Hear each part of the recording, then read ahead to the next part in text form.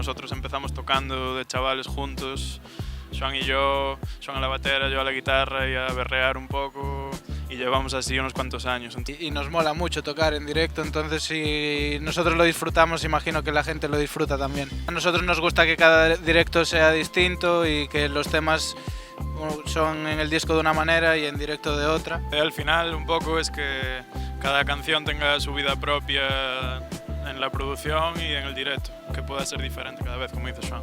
Siempre que alguien se suma a nuestro directo es nuestro hermano o hermana, ¿no? En plan, esa unión surge siempre de eso, de la costumbre, de que igual un día se viene a tocar con nosotros y nos mola y entonces vamos a fuego con esa propuesta.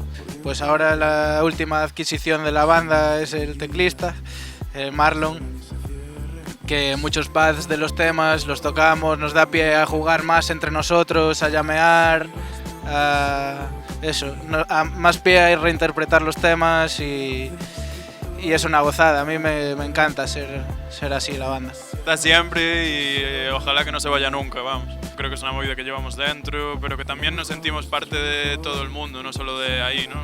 La morriña siempre la tendremos y eso se nota en nuestra música. Viva Galicia. Muy bien. Llevamos 5 años ya, ¿no?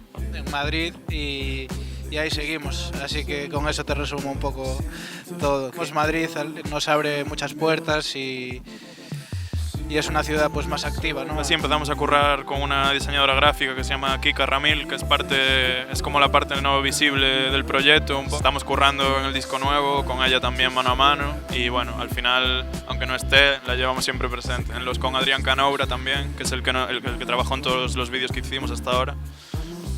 Y esas son a lo mejor las dos personas que más están dándole caña y a eso de la parte gráfica en nuestro proyecto. Ya no, nos tuvimos que separar un poco. Son muchos años, al final somos hermanos, tenemos días mejores y días peores, pero siempre prima el amor, entonces pues ahí seguimos, dando guerras. Yo creo que al final cualquier persona que sea capaz de hacer una canción que llega al público masivo se merece menos el respeto. Y como todo, vamos evolucionando, vamos abriéndonos cada vez a escuchar todo tipo de música, de todo el mundo, de todas las culturas, todos los géneros y siempre habrá ídolos. Amor, siempre. Nos mola lo de música para follar. Con nuestra banda.